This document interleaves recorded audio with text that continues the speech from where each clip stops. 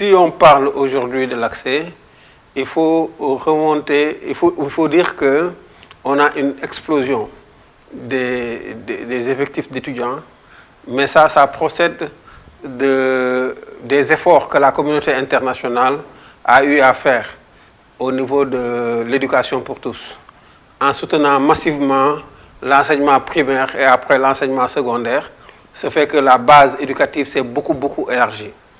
Et à la clé, il y a eu beaucoup de bacheliers. Si vous regardez le nombre de bacheliers qu'il y a eu, l'évolution de la courbe des bacheliers au Sénégal, c'est énorme.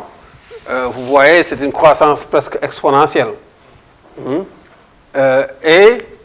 Mais ça n'a pas eu que des gains positifs. Parce que ce qui a caractérisé cela, c'est au Sénégal en tout cas, on a eu 95% de bacheliers de la formation générale pour 5% de la formation technique et professionnelle. L'apprentissage a été totalement ignoré durant la période. Et dans les 95% de bac général, plus de 70% étaient des bacheliers littéraires. Alors, c'est posé à nous le problème de comment les admettre tous dans le système d'enseignement supérieur. Le gouvernement a agi à 3 niveaux. D'abord, au niveau de l'université Cheikh Anta Diop de Dakar. En fait, on parle de l'université Cheikh Anta Diop de Dakar, mais si vous êtes attentif, il y a 3 universités à l'intérieur de l'université Cheikh Anta Diop de Dakar. Il y a d'abord l'ancien campus, qui part de la corniche à la bibliothèque, avec les bâtiments de part et d'autre. Il y a UCAD 2, qui peut être une université en elle-même. Il y a le bâtiment de la FASEC, qui corrélé avec le bâtiment de la fac de lettres et l'amphi de la fac de médecine peut être une université. Donc, le gouvernement a renforcé les capacités d'accueil de l'université Cheikh Anta Diop de Dakar. Le gouvernement a créé, on l'a aidé quand j'étais recteur, a créé les universités de Ziguinchor, les universités de Bambey et l'université de Thiès. Là, il faut dire qu'on a rencontré beaucoup de difficultés. La première difficulté, c'est que le gouvernement n'a pas doté ces universités d'infrastructures physiques à même d'accueillir les jeunes, notamment à Ziguinchor, qui était une ville qui avait la capacité d'absorption, qui est une ville qui a la capacité d'absorption d'une université. On n'a pas eu les infrastructures, on a transformé un EFI en université et je dois dire que j'ai un peu regretté de m'être investi dans la création de cette université quand j'ai été là-bas. C'est un peu de ma faute parce que je n'ai pas suivi. J'ai suivi le projet pédagogique, je l'ai conduit, projet académique et pédagogique, mais je n'ai pas suivi les infrastructures. J'aurais dû le faire. Il y a eu que, quand on a créé Thiès, Thiès c'était une association d'établissements qui devait se regrouper pour être une université. Le problème, c'est que les enseignants ont manqué de caractère académique. Et il y a eu beaucoup de conflits. Et Thiès s'est disloqué. Bambey, c'est la ville elle-même qui n'a pas la capacité d'absorption d'une université. Donc il fallait agir aussi bien au niveau de l'université que de la ville pour avoir une université. Donc voici les handicaps, mais aussi se pose le problème de Saint-Louis. Saint-Louis a été créé en 1990. Saint-Louis a difficilement 10 000 étudiants aujourd'hui. L'université de Tchang au Cameroun a été créée en 1993. Il y a 2 ans, l'université de Tchang avait 35 000 étudiants. Pourquoi les collègues de Saint-Louis, la communauté académique de Saint-Louis, a voulu que Saint-Louis reste embryonnaire? Que serait Saint-Louis si aujourd'hui Saint-Louis avait 30 000 étudiants? Le chiffre d'affaires de 30 000 étudiants, si chaque étudiant consomme 200 000 francs, c'est 6 milliards. Est-ce que vous voyez les enjeux tout de suite? Donc, et troisième élément, c'est que le gouvernement aussi a misé sur l'enseignement privé. Sauf que, contrairement au Kenya qui a édicté des règles suite aux conditionnalités de la Banque mondiale sur l'ouverture de l'enseignement supérieur, le Sénégal n'a pas édicté de règles jusqu'à une date récente. si on déclarait son établissement, on pouvait l'ouvrir quelles que soient les conditions. Et tout le monde s'est mis dans le tertiaire. Est-ce qu'on peut développer une ville, un pays, par le tertiaire seulement? Donc il y a eu un problème d'absence d'État, d'absence de capacité de réponse. Et on continue à avoir, mais aujourd'hui, force est de reconnaître la place et le rôle de l'enseignement supérieur privé, qui quand même, bon an mal an, à 30% des effectifs. Les effectifs sur les 120 000, 130 000 étudiants du système ou 150 000, les 40 000, 30 000 sont dans l'enseignement privé. Donc il faut tenir compte de cela dans l'accès. Ça, c'est le problème de l'accès.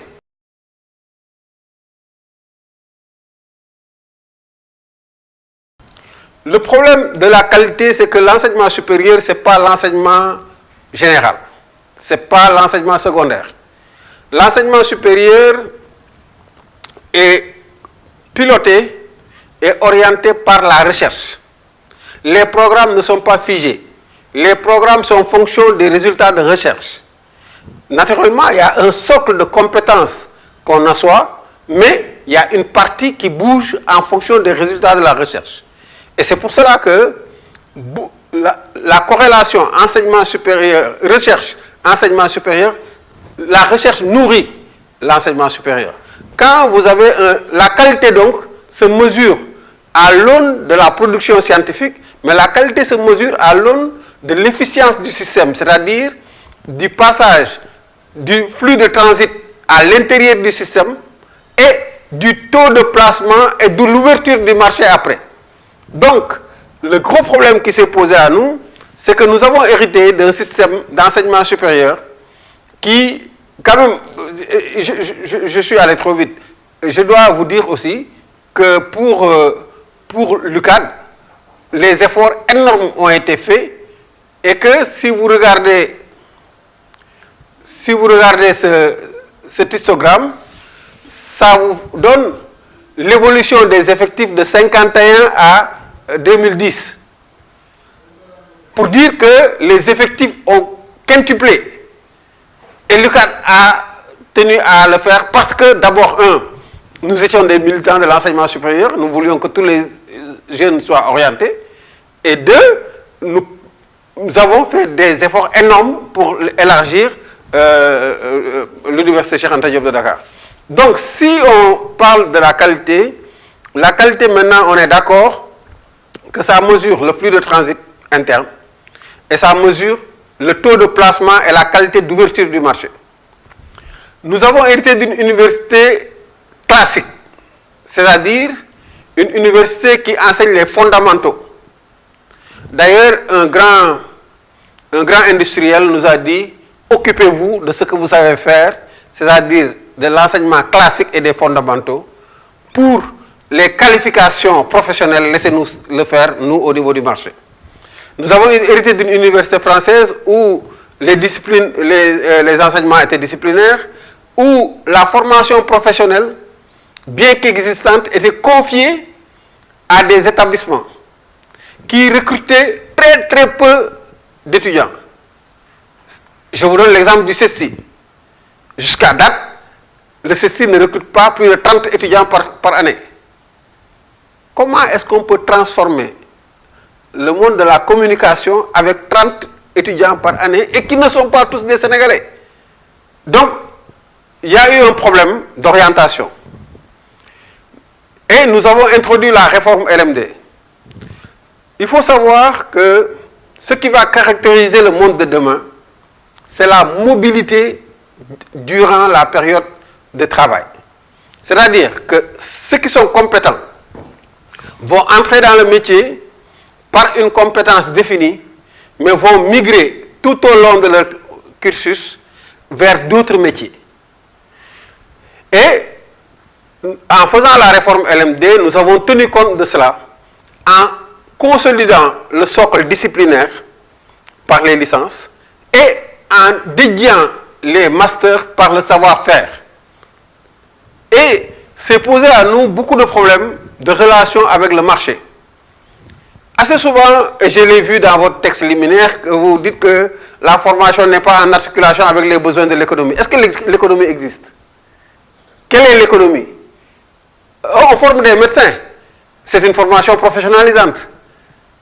Ils chôment. Alors qu'il y a un besoin réel. Donc le problème, c'est l'économie. Le problème, c'est qu'on a formé longtemps en ne considérant que l'emploi placé. Or, ce n'est pas ça l'enseignement supérieur. L'enseignement supérieur a comme vocation d'ouvrir le marché en permanence. Donc, on ne doit pas former les jeunes pour qu'ils soient employés, on doit les former pour qu'ils soient employeurs. Et c'est comme ça qu'à l'Université de Dakar, il faut le savoir, il y a un incubateur d'entreprise qui maintenant, quand j'ai quitté, c'était l'incubateur qui appartenait à tout le monde, à toutes les universités. Paraît-il que maintenant, chaque université a son incubateur. Je ne sais pas si les autres en ont la taille critique. Et le Sénégal avait gagné, par l'appui de l'UCAD, le concours du parc scientifique et technologique des Nations Unies, pour utiliser les résultats de la science, pour créer son industrie, créer des emplois. Là aussi, malheureusement, bien qu'on ait gagné de haute lutte cette affaire, par des gestions politiques, la chose n'a pas produit les résultats qu'on escomptait. Les choses sont beaucoup plus complexes que cela. Il faut qu'on inscrive dans les imaginaires des uns et des autres qu'on doit changer les choses. Maintenant, au niveau de l'Université de Dakar particulièrement, le fait qu'on ait réorganisé, d'abord qu'on a quitté le système ancien pour entrer dans le système LMD, qui n'est qu'un référentiel, qui consacre la victoire du monde anglo-saxon de management.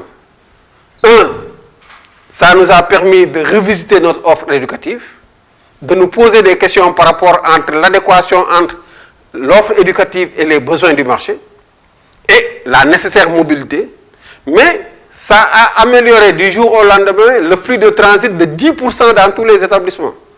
Parce que quand vous avez un certificat, vous ne le reprenez plus. Donc vous ne reprenez, même si vous redoublez, que là où vous n'avez pas eu la moyenne. Du point de vue mécanique, on a pu améliorer les choses. Du point de vue de l'efficacité aussi externe, il faudrait qu'on puisse mesurer ça. Mais du point de vue global de la conscience entrepreneuriale, il y a encore des choses à faire. Voilà un peu le tableau au niveau de l'Université de Dakar. Beaucoup d'efforts, beaucoup de difficultés, mais quand même, les gens essaient d'y répondre. Et je dois dire que j'ai eu une très très grande satisfaction quand j'ai quitté le rectorat, quand je suis revenu à la fac de sciences en tant que simple professeur, bon, simple entre griffes. Le doyen organise des rentrées académiques en présentant tous les nouveaux recrutés assistants. Et quand je suis revenu ici en 2012, parce qu'en 2011 j'ai pris une année sabbatique, tous les jeunes qui avaient été recrutés avaient la thèse. Et presque tous ou sortaient de nos écoles doctorales, ou sortaient, étaient diplômés d'ailleurs.